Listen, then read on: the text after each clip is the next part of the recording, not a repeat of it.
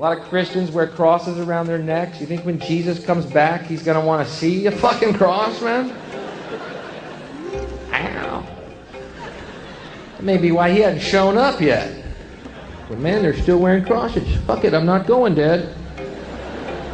No, they totally missed the point. When they start wearing fishes, I might show up again, but let me bury fossil heads with you, Dad. Fuck them. Let's fuck with them. They're fucking with me now. Let's get them. Give me that brontosaurus head, Dad. You know, it's kind of like going up to Jackie Onassis with a rifle pendant on, you know? Thinking of John, Jackie. We love him. Trying to keep that memory alive, baby.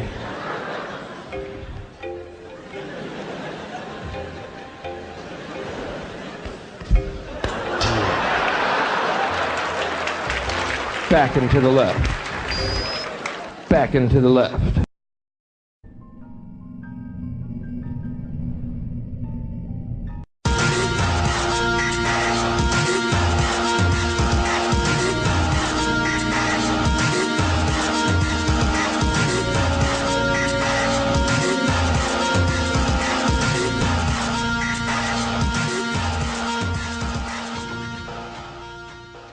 George W. Bush is a direct descendant of Godfrey de Bouillon. The Bouillons were servants of Pope Gregory VII and led the European noblemen into the crusade in order to recapture Jerusalem from the Islamic faith.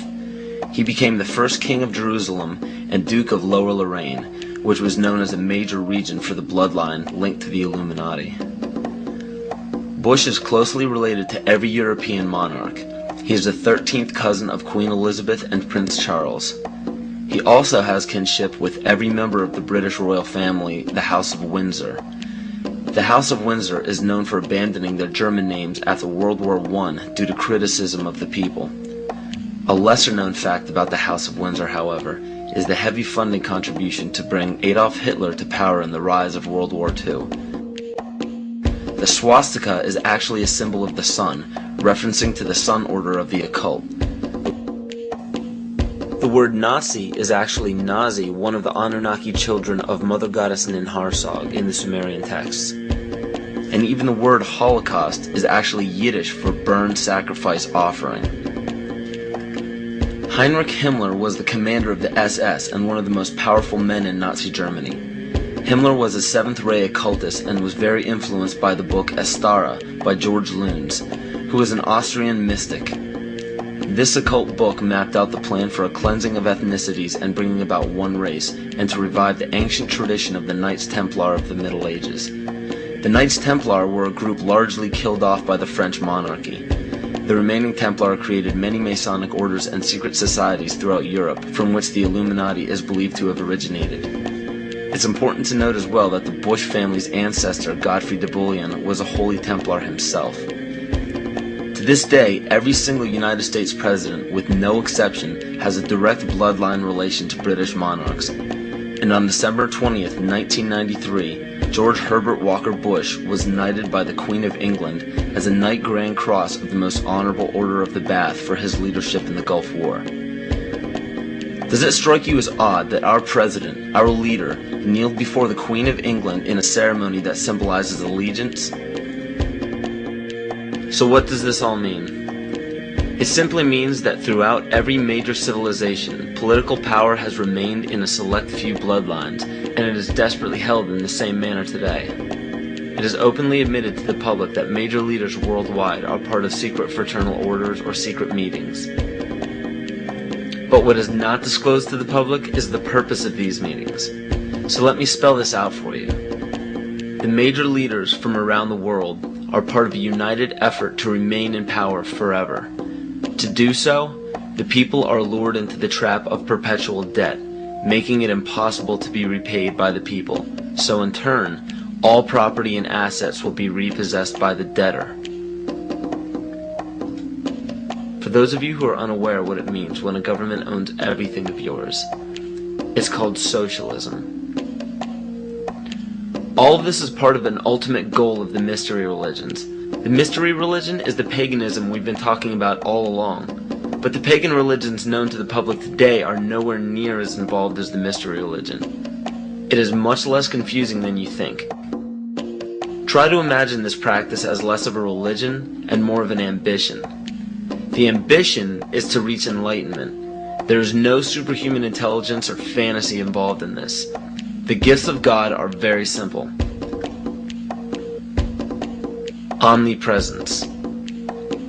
The power of one being or consciousness to be everywhere at once. Omniscience. The power of knowing everything that can be known. And omnipotence. To have unlimited power. We see all of this today. It cannot be denied.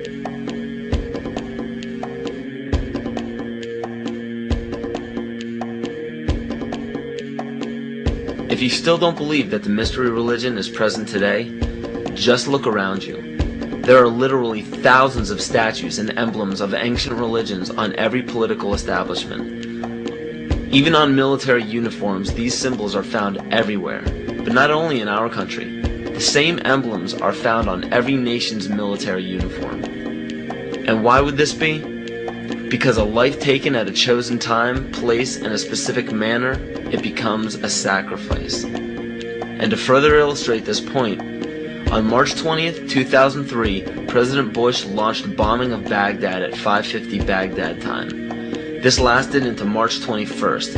It was called shock and awe by the mainstream media, but according to the mystery religion, this date is known as the Eve of Ostara, more commonly known as the spring or vernal equinox. Occultists worship the goddess of the earth, Gaia, on this day. The Druids knew this date as the spring fertility rite, the day of feast. The war was promptly ended on May 1st, 2003. This date is known in the Druidic calendar as Beltane, or Walpurgis Night.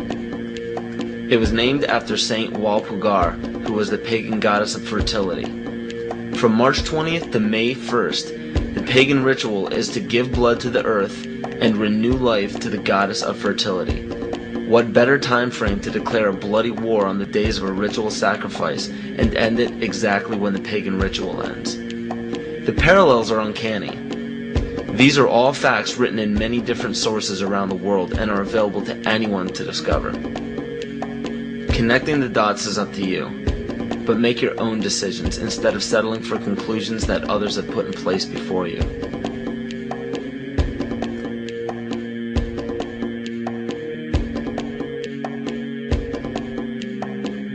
The right answers are what you decide are the right answers. Maybe everything I'm telling is wrong. I mean, I can tell you what I think happens to be more or less right, but there isn't any reason why you should pay any attention to it.